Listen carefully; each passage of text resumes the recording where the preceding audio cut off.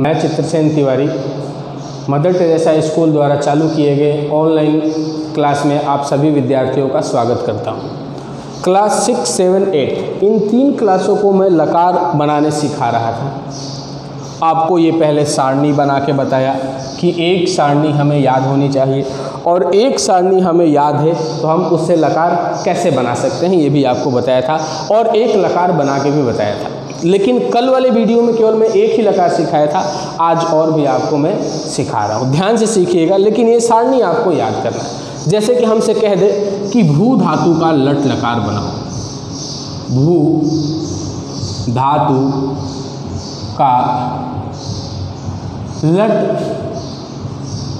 लकार लिखो।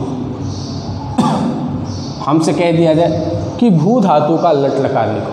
चलो मैंने मान लिया कि हमें लकार याद नहीं है और हमसे पेपर में ये पूछ लिया कि भू धातु का लट लकार लिखो।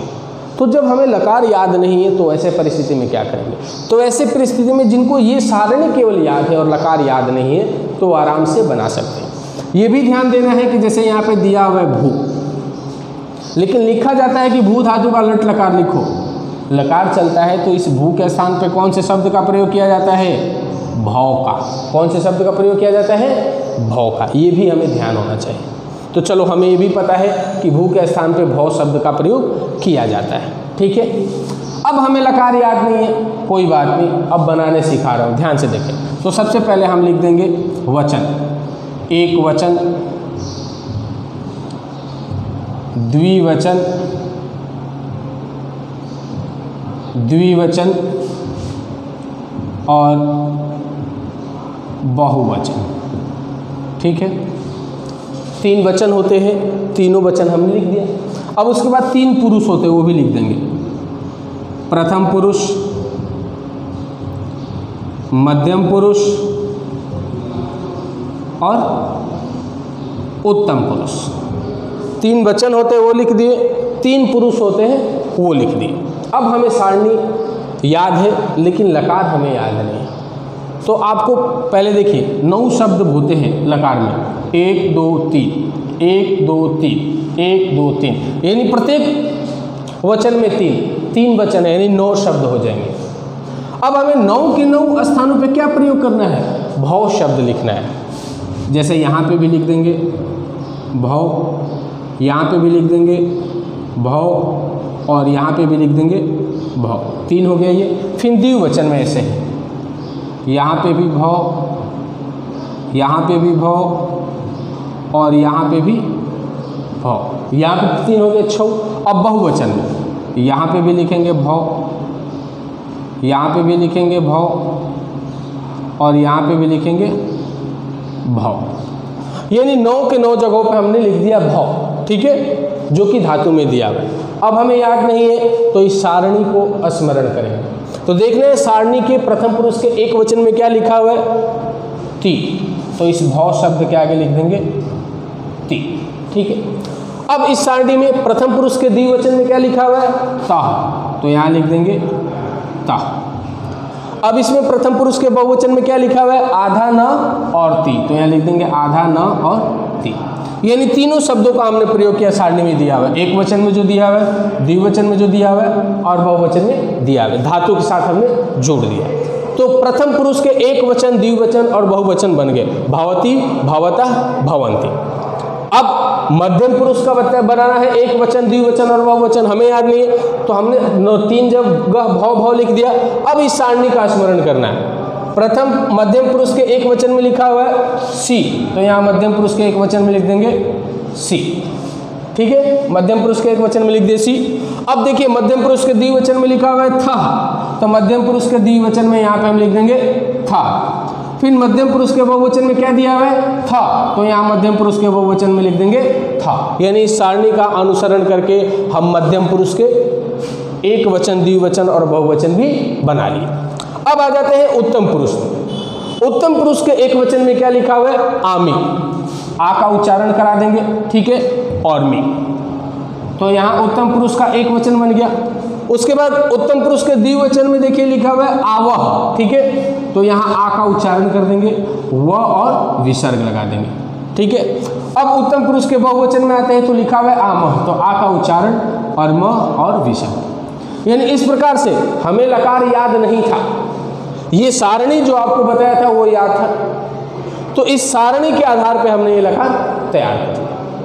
यानी हमें ये सारणी याद होगी तो हम लकार बना सकते हैं। एक और आपको बताता हूँ, हमसे कह दिया जाए गम धातु का लट लकार लिखो, गम धातु का लट लकार लिखो, कह दिया जाए, चलो मैं मान लेता हूँ कि आपको गम धातु का लट लकार भी याद नहीं है। सबसे पहले हमें यह ध्यान देना है कि गम लिखा हुआ रहता है, लकार बनाते समय इसके स्थान पर लट लकार में क्या प्रयोग करते हैं, गम के स्थान पर क्या करते हैं, गच्छ, यानी गम के स्थान पे गच्छ शब्द का प्रयोग करते हैं, ये हमें ध्यान है। तो अब लकार बनाने की प्रक्रिया, वैसे ये पहले लिख देंगे एक वचन,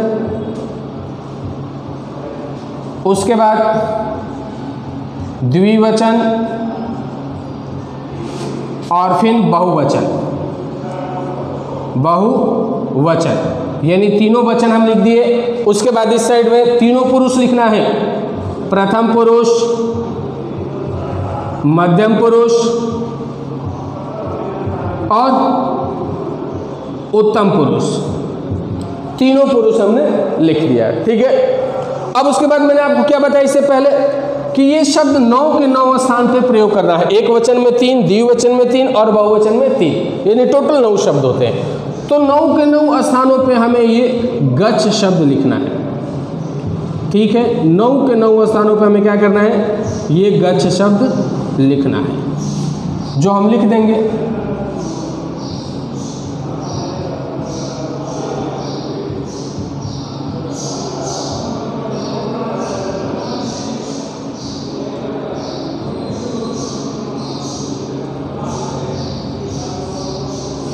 नौ के 9 स्थानों पर हम क्या लिख दिए, गच्छ, ठीक है। अब उसके बाद इस सारणी का अनुसरण करना है, तो जैसे देखेंगे प्रथम पुरुष के एक वचन में क्या दिया हुआ है, ती, तो यहाँ प्रथम पुरुष के एक वचन में ती लगा देंगे, ठीक है। प्रथम पुरुष के द्विवचन में क्या दिया हुआ है, तः, तो यहाँ प्रथम पुरुष के द्विवचन में तः लगा देंगे। प्रथम पुरुष के बहुवचन में क्या दिया है, आधा न और ती, तो आधा न और ती प्रथम पुरुष के बहुवचन में लगा देंगे। इस प्रकार से बन गया गच्छति, गच्छतः, गच्छन्ति। ये भी कह सकते हैं कि गम धातु का प्रथम पुरुष का एक वचन, द्विवचन और बहुवचन बन गया। अब मध्यम पुरुष में आते हैं, तो मध्यम पुरुष के एक वचन में क्या दिया हुआ है, सी, ठीक है। तो हम मध्यम पुरुष के एक वचन में सी लिख देंगे।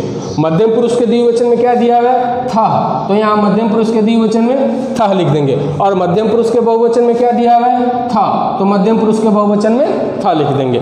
तो इस प्रकार से हम कह देंगे कि गम धातु के लट लकार का मध्यम पुरुष के तीनों लकार बन गए, गच्छति, गच्छसि, गच्छतः और गच्छत्। अब हमें उत्तम पुरुष बनाना है, यानी गम धातु के उत्तम पुरुष। तो इस सारणी में देखेंगे कि गम धातु के उत्तम पुरुष में क्या दिया हुआ है, पहले दिया हुआ है आमी, यानी आ का उच्चारण और मी, तो क्या बन गया, गच्छामि। फिर आवह, तो आ का उच्चारण व और विसर्ग, तो बन गया गच्छावह। और फिर आमः, तो आ का उच्चारण म और विसर्ग, तो बन गया गच्छामः। इस प्रकार से हमने गम धातु के लट लकार भी बनाना सीख लिया। अब सभी विद्यार्थियों को मैं विशेष रूप से कह रहा हूँ कि और भी आपकी किताब में जितने भी धातु दिए हुए, उन सभी धातुओं के लकार आपको अपने होमवर्क के रूप में अपने कॉपी में बनाना है।